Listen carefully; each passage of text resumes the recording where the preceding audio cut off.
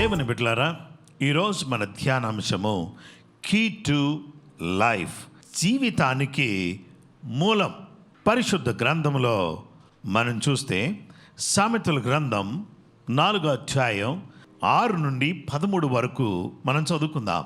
జ్ఞానమును విడువక ఇండిన ఎడల అది నిన్ను కాపాడును, దాన్ని ప్రేమించిన ఎడల అది నిన్ను రక్షించును. జ్ఞానము సంపాదించుకున్నది ఏ జ్ఞానమునకు ముఖ్యాంశము. నీ సంపాదన అంతయు ఇచ్చి బుద్ధి సంపాదించుకునుము. దాని గొప్ప చేసిన ఎడల అది నేను హెచ్చించును, దాని కౌగలించుకునే ఎడల అది నీకు ఘనత తెచ్చును. అది నీ తలకు అందమైన మాలిక కట్టును, ప్రకాశమైన కిరీటమును నీకు దయచేయును. నా కుమారుడా, నీవు ఆలకించి నా మాటలను అంగీకరించిన ఎడల నీవు దీర్ఘాయుష్మంతుడు అవుతువు. జ్ఞాన మార్గమును నేను నీకు బోధించి ఉన్నాను, యథార్థ మార్గములో నిన్ను నడిపించి ఉన్నాను. నీవు నడుచున్నప్పుడు నీ అడుగు ఇరుకున పడదు, నీవు పరిగెత్తునప్పుడు నీ పాదము తొట్టిల్లదు. ఉపదేశమును విడిచిపెట్టక దాన్ని గట్టిగా పట్టుకునుము, అది నీకు జీవము గనుక దాన్ని పొంది ఉండము. దేవుని వాక్యాన్ని మనం చూస్తే ఈరోజు జీవమునకు మూలం ఏది కాదు అనంటే, జీవానికి మూలం ధనం కాదు, జీవానికి మూలం ఉద్యోగం కాదు, జీవానికి మూలం వ్యాపారం కాదు, జీవానికి మూలం మన యొక్క పేరు ప్రఖ్యాతి పలుకుబడి కాదు. జీవితానికి మూలం ఏంటి అంటే జ్ఞానం.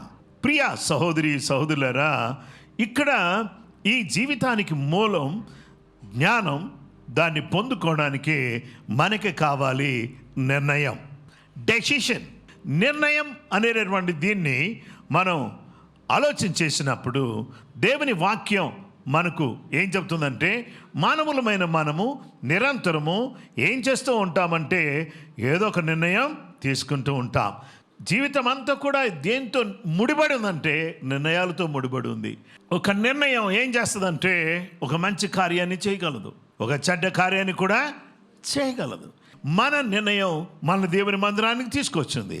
అలాగే కొన్నిసార్లు మనం తీసుకునే నిర్ణయాలు చిన్న చిన్న నిర్ణయాలు ఉంటాయి, కొన్నిసార్లు పెద్ద నిర్ణయాలు ఉంటాయి. అయితే పెద్ద నిర్ణయాలు తీసుకున్నా చిన్న నిర్ణయాలు తీసుకున్నా ఆలోచించి ఆచితూచి నిర్ణయం తీసుకోవాలి. ప్రతిసారి కూడా మనం తీసుకునే నిర్ణయం అది చాలా జాగ్రత్తగా తీసుకోవాలి.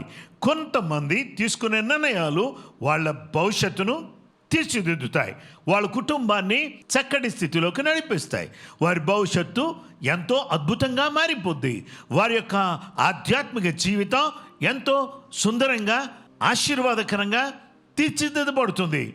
ప్రార్థనలు ఉండాలి అనే నిర్ణయం, బైబిల్ చదవాలి అనే నిర్ణయం, దేవుని దగ్గర గడపాలి అనే నిర్ణయం, దేవుని మందిరానికి క్రమం తప్పకుండా వెళ్ళాలి అనే నిర్ణయం మన జీవితాన్ని, మన ఆధ్యాత్మిక జీవితాన్ని అది ప్రభావితం చేస్తుంది. దేవుని బిడ్డలారా, మంచి నిర్ణయం జీవములోనికి నడిపిస్తుంది, చెడ్డ నిర్ణయం మన జీవితాన్ని బాధకు, వేదనకు, అనారోగ్యానికి, జబ్బులకు గురి చేస్తుంది. కాబట్టి అందుకనే మనము తీసుకునే నిర్ణయం ఏ విధంగా ఉండాలి అని అంటే అది ఆశీర్వాదకరంగా ఉండాలి, దీవెనకరంగా ఉండాలి. బైబిల్ గ్రంథంలో యెహోషువ ఉన్నాడు. యెహోషువ ఏం చేశాడంటే అద్భుతమైన నిర్ణయం తీసుకున్నాడు. దేవుని బిడ్డలారా, ఆ నిర్ణయం ఏంటి తెలుసా? నేనును నా ఇంటి వారును యెహోవాను సేవించదము. మా కాలనీ వాళ్ళు ఏమంటారో, మా యొక్క బంధువులందరూ ఏమంటారో, మాకు తెలిసినటువంటి వాళ్ళందరూ కూడా ఏమనుకుంటారో, మేము చర్చికి వెళ్ళిపోతున్నామని చెప్పేసి అంటే వాళ్ళు ఎక్కడ మమ్మల్ని తక్కువ చూస్తారేమో, చిన్న చూపు చూస్తారేమోనని. అలాగే లేదు, ఎవరేమనుకుంటారు కాదు.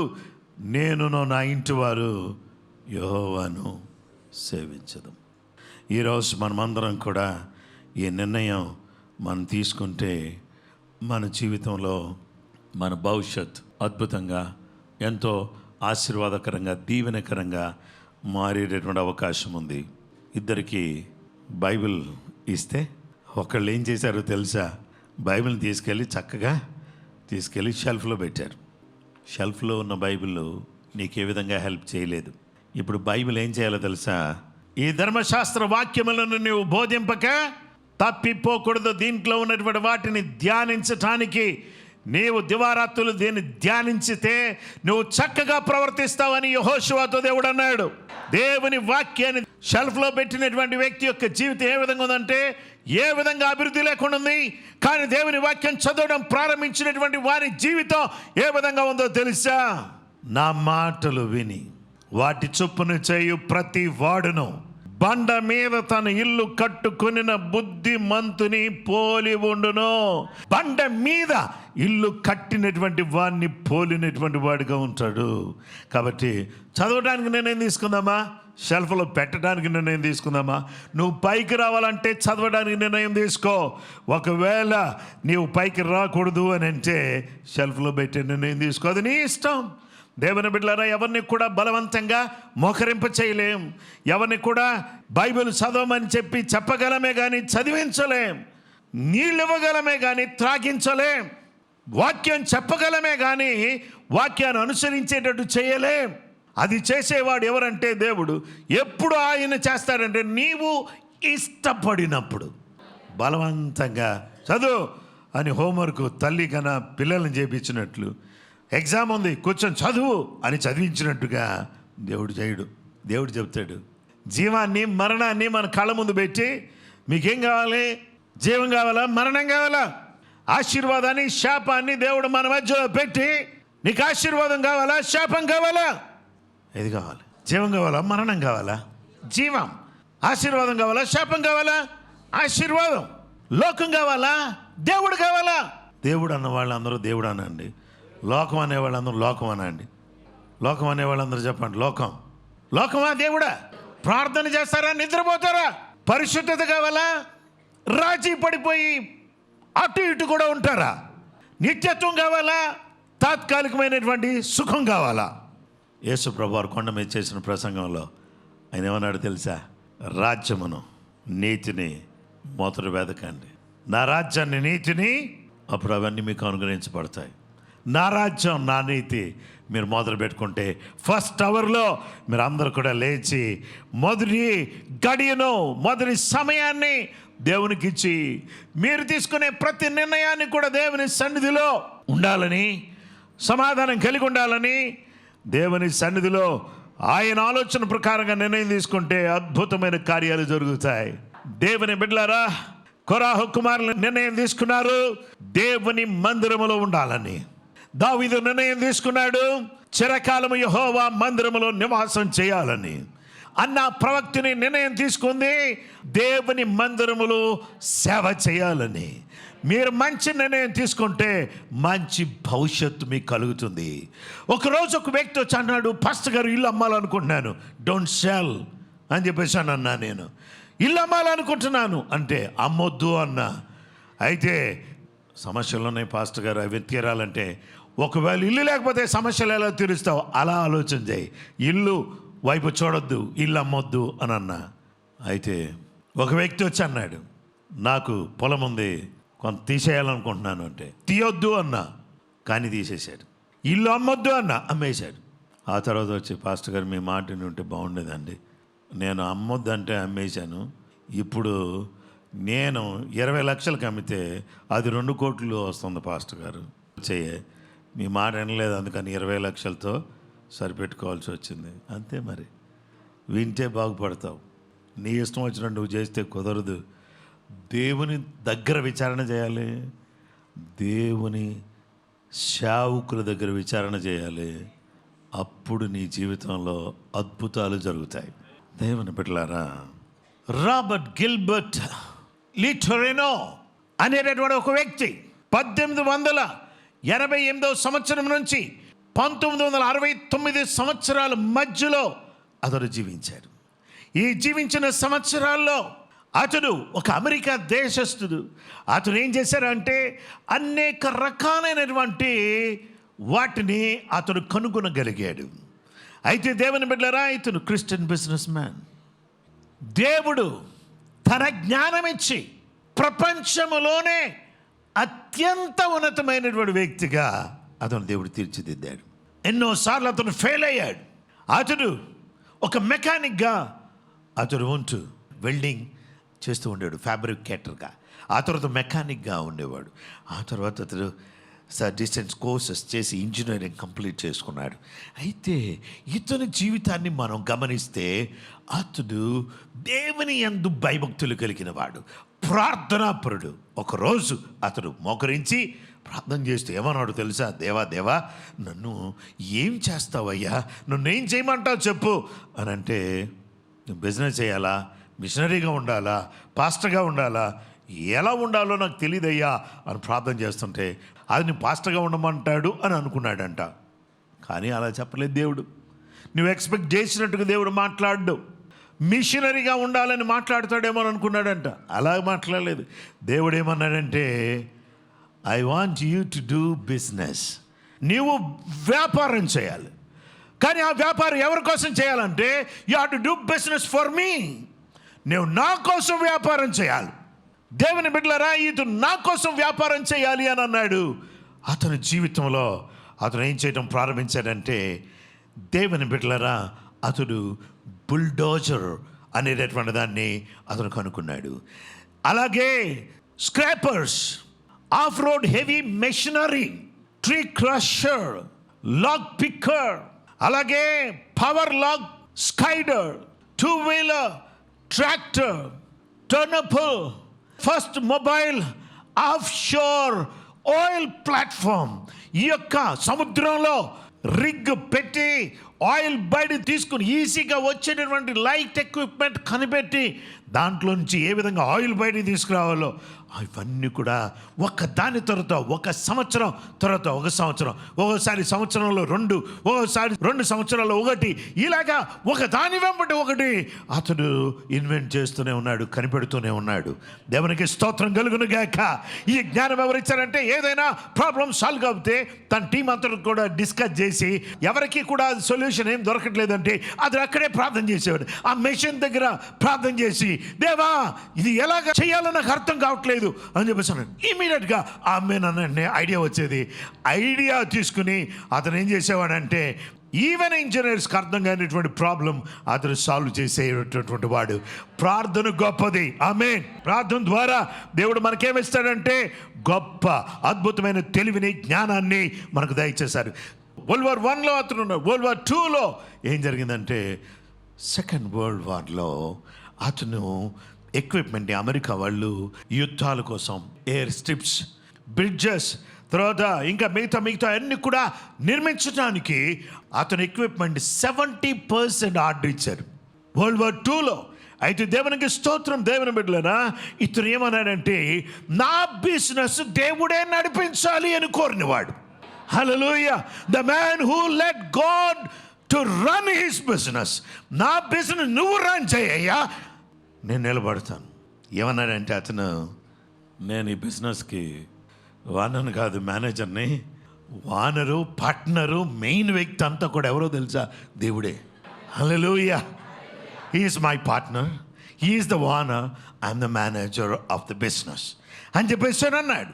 దేవునికి స్తోత్రం. ఒకరోజు చాలా అద్భుతమైన తీర్మానం తీసుకున్నాడు. ఏం తీర్మానం తీసుకున్నాడంటే, నా రాబడిలో నేనేం చేస్తానంటే, నేను 10వ భాగం ఇచ్చుకుంటూ వచ్చాను ఇప్పుడు వరకు. Now I want to give 90% to God, 10% to my business. 10% to business చేస్తానని రాడికల్ డెసిషన్ తీసుకున్నప్పుడు అందరూ కూడా, తన కొలీగ్స్, తనతో ఉన్న వాళ్ళు, తనతో ఉన్నటువంటి వ్యక్తులందరూ కూడా వచ్చి ఏమన్నారంటే, how can you run the business on 10%? 10%తో ఎట్లా నడిపిస్తావు బిజినెస్ అని అంటే, అతడు చెప్పిన మాట ఏంటంటే, I shovel money out but God shovels it back and God has a bigger shawl.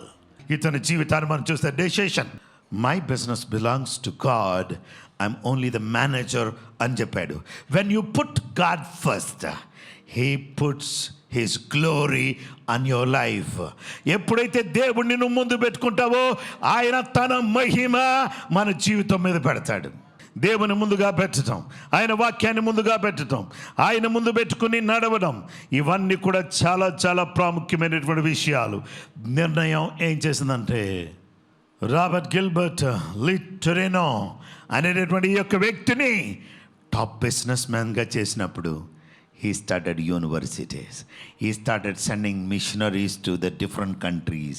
ఆ తర్వాత బైబిల్ క్యాంప్స్, ఎవాంజలిస్టిక్ ప్రోగ్రామ్స్, సువార్త సంబంధించినటువంటి ప్రోగ్రామ్స్, అలాగే అనాథ పిల్లలకు శరణాలయాలు, ఇంజనీరింగ్ కాలేజెస్, యూనివర్సిటీస్.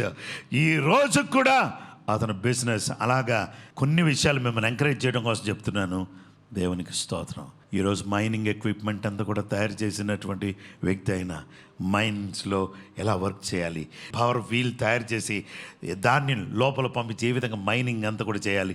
సో ఎంత మోటార్న ఎక్విప్మెంట్ అంతా కూడా ఆ దినాల్లోనే అతను కనుగొన్నాడు. చూడండి, ఆ తర్వాత కాలక్రమంలో ఒకదాని తర్వాత ఒకటి తన బిజినెస్ అలా సాగుతూ తర్వాత జాయ్ కంపెనీగా తర్వాత అది మారుకుంటూ వచ్చింది. దేవునికి స్తోత్రం. దేవుని బిడ్డలారా, నీ నిర్ణయం మంచిదైతే, నీవు దేవుని ముందు పెట్టుకుంటే దేవుడు నిన్ను మహిమతో నింపుతాడు. జీవితానికి మూలం జ్ఞానం. క్రీస్తు దేవుని శక్తియు దేవుని జ్ఞానమునై ఉన్నాడు.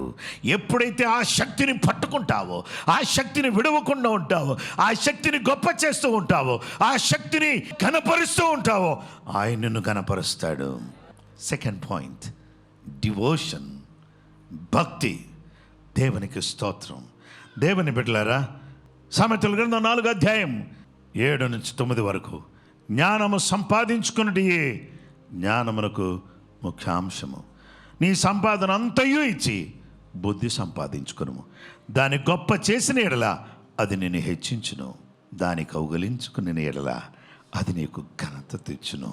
అది నీ తలకు అందమైన మాలిక కట్టును, ప్రకాశమానమైన కిరీటము నీకు దయచేయును. ఆ జ్ఞానాన్ని గొప్ప చేయాలి.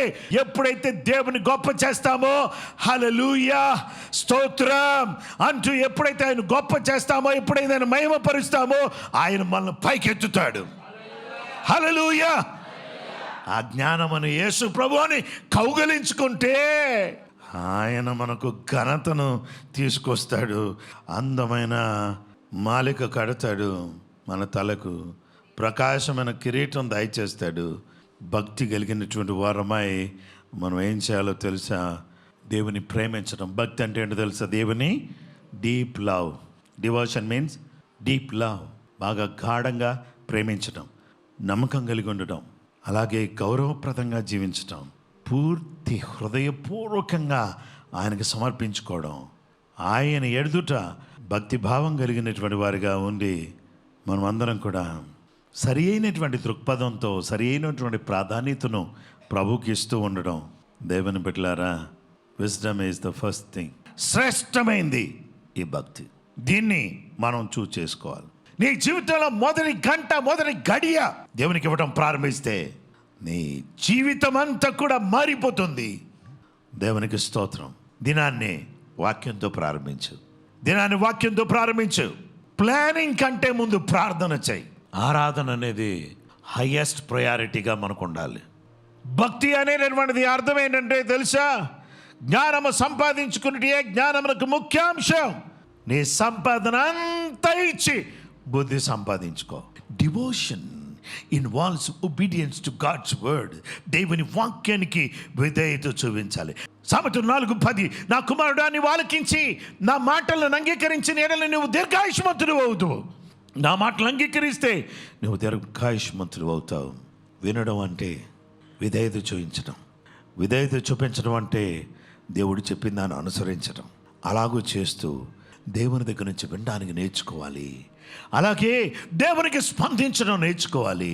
దేవుని యొక్క అడుగు జాడల్లో, ఆయన మార్గాల్లో, ఆయన యొక్క అడుగులు వేసుకుంటూ నడుచుకుంటూ వెళ్ళాలి. ఈ యొక్క భక్తి తాత్పర్యం కలిగి మనం జీవిస్తే మనందరం కూడా దీర్ఘాయుష్మంతులం అవుతాం. దేవుడు అంటున్నాడు, నా యందు భయభక్తులు కలిగి మీరు జీవిస్తే మీకు శాంతిని ఇస్తా, నా యొక్క కృపను మీకు దయచేస్తా, నా కాపుదల మీకు ఇస్తా, మీకు దీర్ఘాయువు దయచేస్తా, మీరు ఫలభరితంగా మారిపోతారు. First one, decision must lead you to devotion. డివోషన్లోకి నువ్వు వచ్చినప్పుడు, నువ్వు డివోటెడ్గా బ్రతుకుతున్నప్పుడు దేవుడు ఏం చేస్తాడంటే you will going to demonstration. చూడండి, మూడవది ఏంటంటే ప్రదర్శన. So you will be demonstrating. దేవునికి స్తోత్రం కలుగును గాక. డిమాన్స్ట్రేషన్, ప్రదర్శన. సామెతల గ్రంథం 4:13. ఉపదేశమును విడిచిపెట్టక దాన్ని గట్టిగా పట్టుకొనుము, అది నీకు జీవము గనుక దాన్ని పొందియుండుము. జీవితానికి మూలం ఏంటో తెలుసు అంటే వాక్యం. ఇది మూలం. కాబట్టి ఈ మూలాన్ని మరిచి దేవుడు అంటున్నాడు, నా కుమారుడా నా మాటలు ఆలకించు, నా వాక్యమునకు నీ చెవియొగ్గు. Keep them in the mist of your heart. మీ హృదయం లోపల ఈ వాక్యాన్ని ఉంచుకోండి. అప్పుడు ఏం జరుగుతుందో తెలుసా? Healing will start from head to toe. స్వస్థత అనేది తల నుంచి అరికాలు వరకు, ఆ బొటన వేలు వరకు కూడా ప్రవహిస్తుంది. యేసుక్రీస్తు ప్రభువారు ఆయన గుడ్డివాణ్ణి ముట్టుకుని అతని కళ్ళను ముట్టి అతనికి చూపు దయచేశాడు. ఏమి బయటకు వచ్చిందో తెలుసా? దేవుని మహిమ బయటకు వచ్చింది. మూర్తి బాబు అనే ఒక సహోదరుడు ప్రార్థన చేస్తే 1 month నుంచి తన చెవులు వినబట్టలేదు.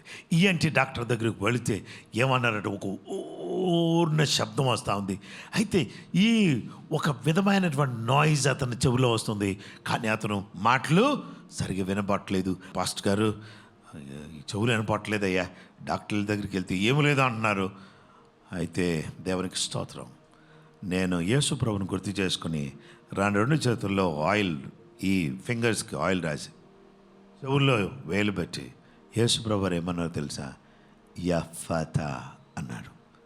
యఫతా అనే మాటకి బీ ఓపెన్, తెరవబడును గాక అని చెప్పేసానంటే దేవునికి స్తోత్రం. మూర్తి బాబు గారు ఒక్కసారి నొప్పంత పోయి వింటం స్టార్ట్ అయింది. హల్లెలూయా. 1 month తర్వాత చూడండి, కరెక్ట్గా చూడండి. లేదండి వినబడుతుంది, ఆ శబ్దం వెళ్ళిపోయింది, ఇప్పుడు బాగుంది అని చెప్పేసి అన్నాడు. హల్లెలూయా. దేవుని బిడ్డలారా, యేసుక్రీస్తు ప్రభువారు ఆ గుడ్డివాడిని ముట్టి తన శక్తిని, తన మహిమను బయలుపరిచాడు. ఆమేన్. ఏలియా దేవుని సన్నిధిలో మొరపెట్టినందువల్ల దేవుడు బలమైన అగ్నిని బలిపీఠం మధ్య తీసుకొచ్చాడు. హల్లెలూయా. మహిమ గల కార్యాన్ని చూసి యెహోవాయే దేవుడు చెప్పండి, యెహోవాయే. రెండోసారి గట్టికి చెప్పండి, మూడోసారి గట్టికి చెప్పండి అని అక్కడ ఉన్నటువంటి వాళ్ళందరూ కూడా కేకలు వేశారు. హల్లెలూయా. మోషే ఎర్ర సముద్రం ముందు నిలబడ్డాడు. నీ కర్రను చాపు అన్నాడు. చాపగానే ఎర్ర సముద్రం పాయలైపోతుంది. చూడండి, దేవునికి స్తోత్రం కలుగును గాక. మహిమ గల దేవుడు, శక్తి గల దేవుడు తన మహిమను మన ద్వారా చూపించాలని కోరుతున్నాడు. మనుషులు మీ సత్క్రియలను చూచి పరలోకమందున మీ తండ్రిని మహిమపరచినట్లు వారి ఎదుట మీ వెలుగును ప్రకాశింపనేయుడి. మీ వెలుగు ప్రకాశింపనేయండి, మంచి కార్యాలు ప్రకాశింపనేయండి, మీ వెలుగును ప్రకాశింపనేయండి. ఎప్పుడైతే మీ వెలుగు ప్రకాశిస్తుందో అప్పుడు ఏం జరుగుతుందంటే అనేక మంది జీవితాలు ప్రభావితం అవుతాయి. అనేక మంది జీవితాల్లో దేవుని మహిమను వాళ్ళు చూడగలుగుతారు. మీలో ఉన్న మహిమను మీరు చూపించడానికి ప్రయత్నం చేయాలని మనసారా కోరుతున్నాను. దేవునికి స్తోత్రం. జీవితానికి మూలం ఏంటో తెలుసా? జ్ఞానం. ఆ జ్ఞానం ఎవరో తెలుసా? అది ఎలా వస్తుందో తెలుసా? డెసిషన్, నిర్ణయం. ఆ తర్వాత ఏంటో తెలుసా? నీ నిర్ణయం నేను రక్షణలోకి నడిపిస్తుంది. నీ నిర్ణయం నేను దేవుని పాదాల దగ్గర తీసుకొస్తుంది. నీ నిర్ణయం నీ జీవితాన్ని మార్చివేస్తుంది. హల్లెలూయా. రోజు ఉదయాన్నే ప్రార్థన చేయాలనుకుంటున్నారా? వాక్యం రోజు చదవాలనుకుంటున్నారా? నిర్ణయం తీసుకోండి. ఈరోజు నా జీవితంలో మూలమే నిర్ణయం. ఈ నా నిర్ణయమే నా భవిష్యత్తు. Wrong decision wrong destiny, right decision right destiny. కాబట్టి మంచి కష్టపడి చదువుతావా, రేపొద్దు నీకు తిరగలేదు. ఒకవేళ నేను చదవకుండా ఆట ఆడతావా, ఫోన్తో పోతావు. కాబట్టి దేవుని బిడ్డలారా జాగ్రత్త.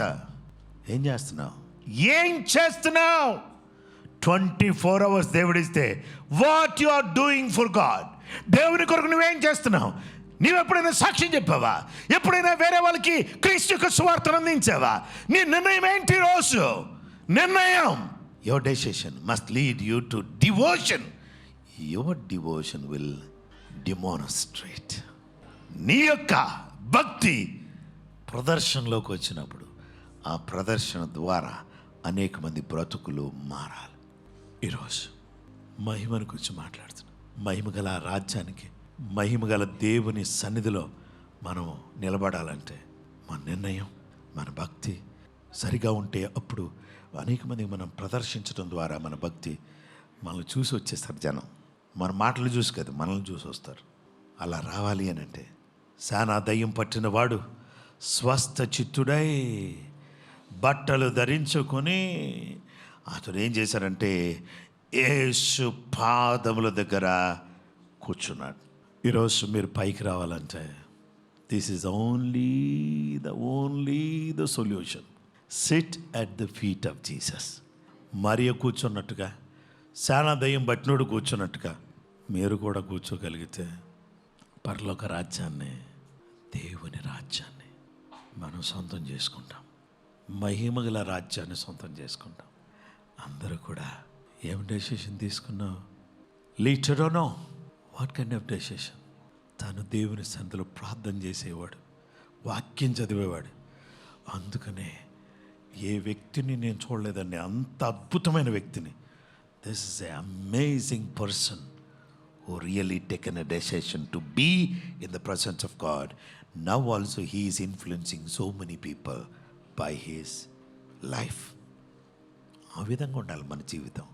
అలా ఉండడానికి యేసయ్య పాదాల దగ్గర కూర్చుని దేవుని కొరకు బతికే వాళ్ళగా మనం ఉండడానికి దేవుడు తన సహాయం మనకు దయచేయును కాక.